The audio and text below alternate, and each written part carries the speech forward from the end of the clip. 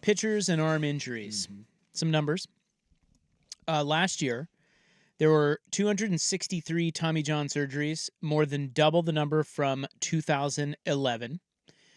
36% of pitchers at the big league level have had Tommy John surgery. This is the elbow surgery. There were 166 guys on the opening day injury list. 132 of them were pitchers. The Mets ace, Senga, just got moved to the 60-day DL. He hasn't played at all this year. And it's really not just an MLB problem. Guys are coming into the league with elbow scars and elbow surgeries on their resume. I mean, it was a number of years ago that HBO Sports did a piece on this where Dr. James Andrews, who was kind of like the father of the Tommy John surgery, he was and this had to be 10 years ago, that he was saying that he could not keep up with all the surgeries that people were needing. And he said it was alarming because it was young people. And he said there were some children, 14, 15, 16 years old, that didn't necessarily require surgery. They could rehab, and they were like, no, get it out of the way now. I want it. They're volunteering for these surgeries. Like making it elective. Making it an elective. They're like, yeah, it could go either way. Nope, it's going to happen anyway, so let me get it out of the way now. Also, this year's list of opening day starters featured 15 first-timers.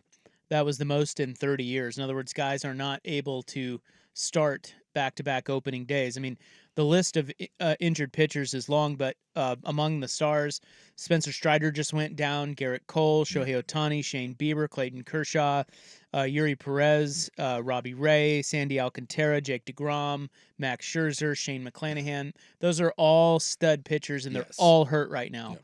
So and that's not all of them. So it's there's really... Well, then we see Strasburg just retire, too. I mean, did he retire? He retired, yeah. He pitched 31 innings after signing his $245 million contract. Is that right? That's right. Oh, my God. Look at Ron Washington. He's livid. Oh, I love me some Ron Washington. He should take his hat off, though, with his side hair if he's going to go out and yell. By the way, new fun fact, Ron Washington, the skipper of the Angels. Yeah. The Halos. Yes. He's back in the game, and he's pissed.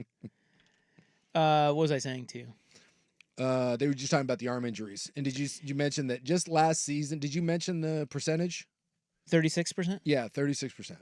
There's really the problem with it is there's no answer to it. The UCL in the elbow is the weak point of the elbow, and it can't really be strengthened. So when you have pitchers throwing this hard, I mean, think about pitchers throwing 95 to 100 miles an hour, and think about them doing that 100 times every week. Yeah. How is that even remotely normal? It's not. Faster pitches are harder to hit, so the speed has become the thing, and that's how these guys get paid. And so everybody's chasing velocity. Yep. So when you chase velocity, which is what is all they care about, it's how they get paid. This is what happens: elbow injuries. The average fastball in Major League Baseball in 2015, so just 9 years ago, was 92.6 miles an hour. And the average fastball in 2024 is over 94 miles an hour. And that may not seem like a bunch, but when you're taking all the averages, yes. And then the spin rate is also the other one too, is that the spin rate, it continues to go up. So not only are people throwing harder, but they're throwing nasty breaking stuff. And some of these explode, what they call them, like the wipeout sliders now. And some of these cutters that people are throwing that are still 90 miles an hour, but they're diving. Think about the torque that you're putting on your arm and your elbow when you're having to break that pitch off at such a velocity. And there's really no, like, it comes out of nowhere. Yeah. For these guys, and they all sort of know that it's coming, and it could come at any point. That's the thing. Is you don't feel it. Yep. You feel it, but only after it's too late. It's like the Achilles. Like a guy will be pitching fine, and then he feels something on a pitch, and next week he's going under the knife. Yep. So it's just this is a really tough one for Major League Baseball, and a lot of pitchers are commenting on it. That was a pretty solid tee up, and if I know us, we'll talk about this for another 8 hours. So we're just going to take a break and come back, and I have audio. I have two ace pitchers who are talking about this, and their comments, I think, are both interesting. Yeah. for different reasons. Because you've heard about 4 or 5. I mean, obviously, velocity is the one. The Athletic had the piece where they're saying that far and away the thing that everyone's pointing to, the experts are saying velocity, but there are 4 or 5 other components for sure that you throw in here, that it's not one it's not magic all bullet. It's not all about velocity, but it kind of is. Well, and sometimes I don't, like, when you watch certain guys throw, boy, you just look at the whip in their arm and you're like, oh yeah. Like, no offense, like Steven Strasburg. When you watched him throw, Lincecum. yeah, you just looked at that and you're like, I don't know if it's your elbow or your shoulder, but one of those things is going to go, and it's going to go now. Like, there are some guys that look, I'm not going to say it's effortless, but it seems way more natural. And other guys, it just is, it's an ungodly amount of torque that you can just see from the naked eye that they're putting on that. By the way, is Tim Lincecum in any way comparable to Anthony Kim? No. To you? Tim Lincecum was so much better than He was way more dominant than Kim Yes. ever was. He won multiple And it was championships. for He a won long multiple Cy time. Youngs. Yeah.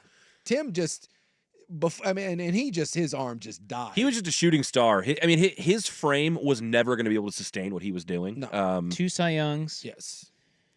Couple World Series.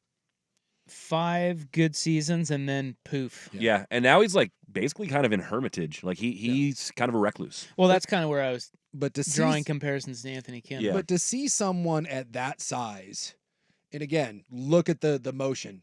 No way that was going to hold up. But boy, he was something else. And Anthony Kim was more of just a raw talent that never lived up to jack squat. Whereas Tim was on top of baseball. All right, up next, you're going to hear pitchers talk about pitcher injuries. Yeah. Is that hot? Well, I would assume that It's hot. Trust me. I think we should probably listen to the people that are getting and hurt. that's what I think. It's like both of these guys have been hurt, and and when they talk so specifically about this stuff. Yeah. It's stuff that you and I can't comprehend. We don't pitch. Yeah. Whoa. As a middle-aged white man, let me tell you something. Let me give you my take on what's happening here. Yeah, I know. I have all the answers all the here at this chair. Fatty. Dude, I blow up my arm when I'm like throwing a newspaper.